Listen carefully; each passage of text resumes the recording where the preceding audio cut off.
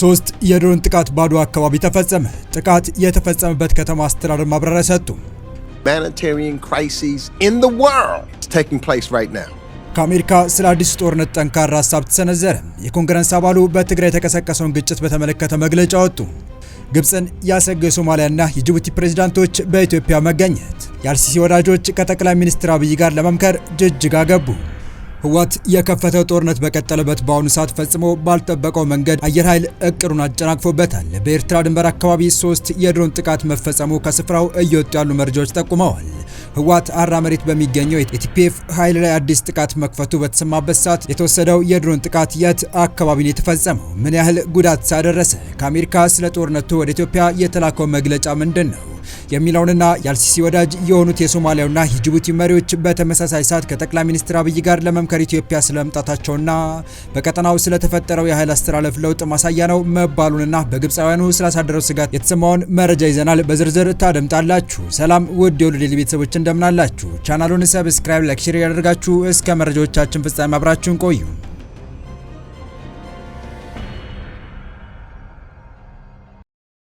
ከሰሞኑ ህወሓት የከፈተው ጦርነት ከወዲሁ መዘዞችን ማስከተሉና የማይችለውን ጦርነት እንደከፈተ ምልክቶች መታየት ጀምረዋል።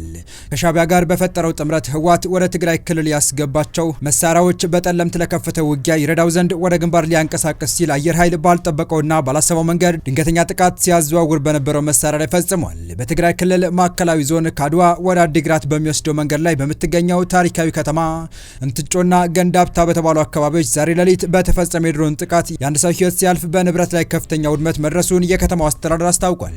ጥቃቱ የተፈጸመው በክልሉ ከሰሞኑን የተከሰተው የጸጥታ ችግር ተከትሎ መሆኑም ተመላክቷል። እንደ እንትጮ ከተማ አስተዳደር መግለጫ ከሆነ የመጀመሪያው ጥቃት ለሊት 9 ሰዓት ተኩል እስከ 10 ሰዓት ባለው ጊዜ ውስጥ የተፈጸመው የምግብ ዘይትና ቡና ጭነው በጉዞ ላይ በነበሩ 2 የአይሱዚ የጭነት መኪናዎች ላይ ነው። አይሱዚዎቹ የጦር መሳሪያ ጭነው ሲንቀሳቀሱ የተፈጸመ ጥቃት መሆኑም ተነግሯል። ጦር መሳሪያው በበርበሬና በሌሎች ሸቀጦች የተሸፈነ እንደነበረ ከስፍራው የወጡ መረጃዎች አመልክተዋል። በጥቃቱ የአንድ አሽከርካሪ ህይወት ወዲያውኑ ሲያልፍ ረዳቱ ላይ ደግሞ ከፍተኛ የአካል ጉዳት እንዳጋጠመው ታውቋል። እንትጮ ከአድዋ ከተማ በስተምስራቅ እንዲሁም ከአዲግራት በስተምዕራብ የምትገኝ እንደመሆኗ መጠን ለንግድ እንቅስቃሴ ቁልፍ መተላለፊያ ናት።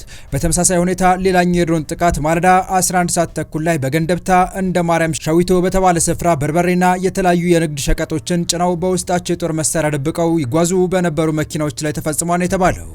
ነገር ግን በአካባቢው የሚገኙ ነዋሪዎችና የዓይን እማኞች እንደሚገልጹት ሰሞኑን ያለውን ግጭት ተከትሎ የሚንቀሳቀሱ የመንግስት ድሮኖች በሚወስዱት ኦፕሬሽን ለሰላማዊ ሰዎች ህይወት ማለፍና ለንብረት ውድመት ምክንያት እየሆኑ ይገኛልም ብለዋል።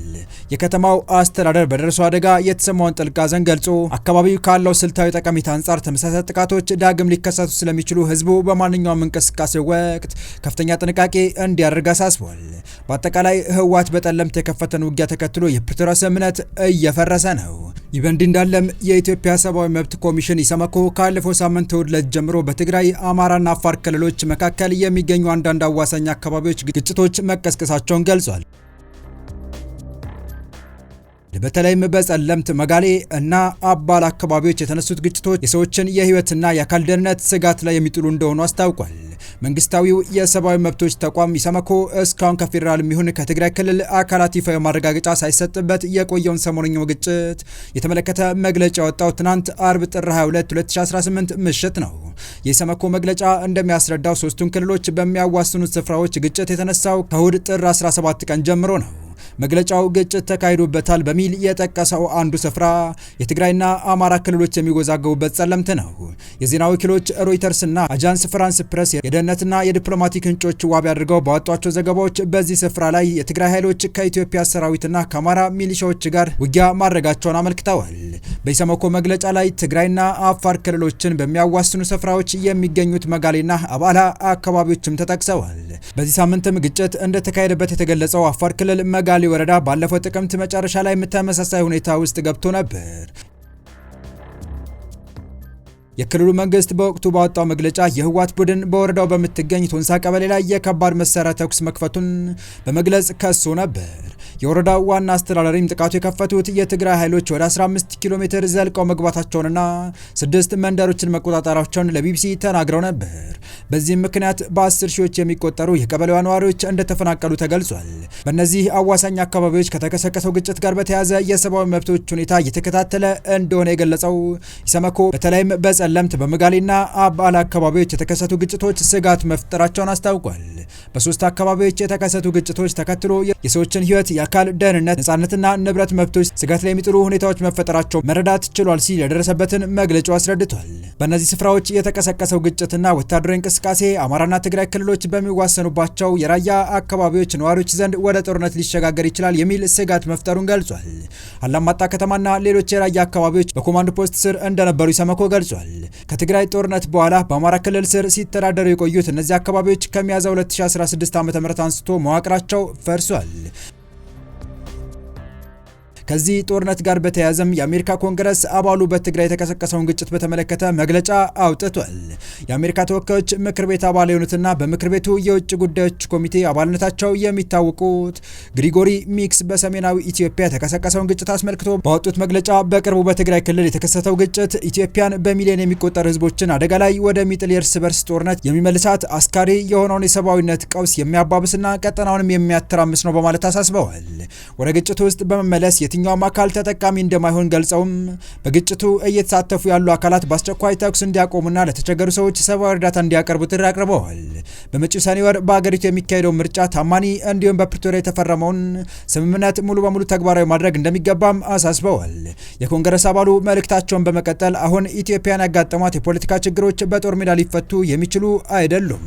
የኢትዮጵያን ሕዝብ የወደፊት ሕይወት ለማረጋገጥ ብቸኛው የሚያዋጣው መንገድ ዲሞክራሲያዊና ፍትሃዊ ምርጫ ነው ብለዋል።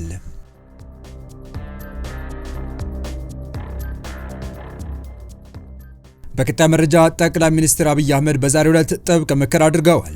በዚሁ ጥብቅ በተባለለት ምክር ላይ የጅቡቲ ፕሬዝዳንት ኢስማኤል ኦማር ጊሌና የሶማሊያ ፕሬዝዳንት ሐሰን ሼክ መሐመድ ተገኝተዋል። ሶስቱ መሪዎች የተገናኙት በጅጅጋ መሆኑም በዛሬው ዕለት የወጣው መረጃ አመላክቷል። ሶስቱ መሪዎች የተገኙት የአፍሪካው ቀንድ ፖለቲካ በከፍተኛ ተለዋዋጭነት ሂደት ውስጥ ባለበት ሂደት ላይ ነው። በተለይ ደግሞ እስራኤል ለሶማሊላንድ የሀገርነት እውቅና መስጠቷን ተከትሎ የአካባቢ ፖለቲካ ውጥረት ከፍ እያለ እንዲሄድ አድርጎታል። ግብጽ ከሶማሊያ እንደዚሁም ከጅቡቲ ጋር ያላትን ግንኙነት ማጠናከሯ ለኢትዮጵያ ምቾት የሚሰጥ አይደለም።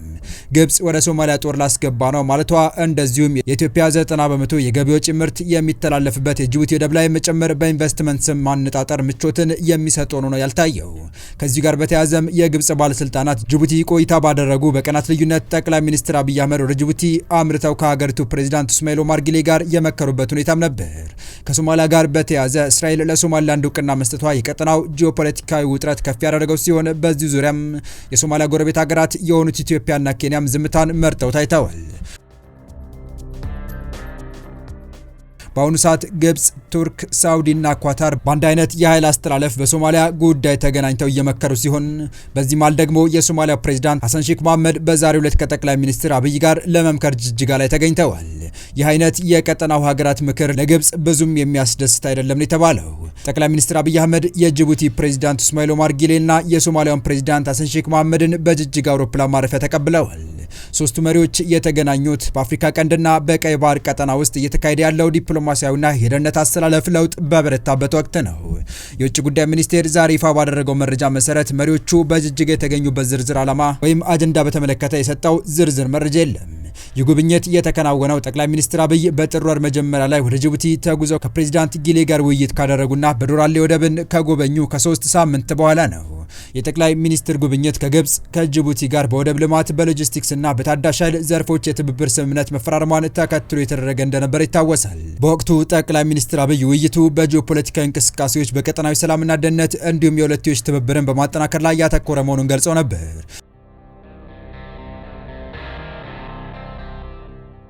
ዛሬ በጅጅጋ የተደረገው ውይይት ሶማሊያ በዲፕሎማሲያዊና ደህንነት ዘርፍ ከፍተኛ እንቅስቃሴ እያደረገች ባለችበት ወቅት ነው።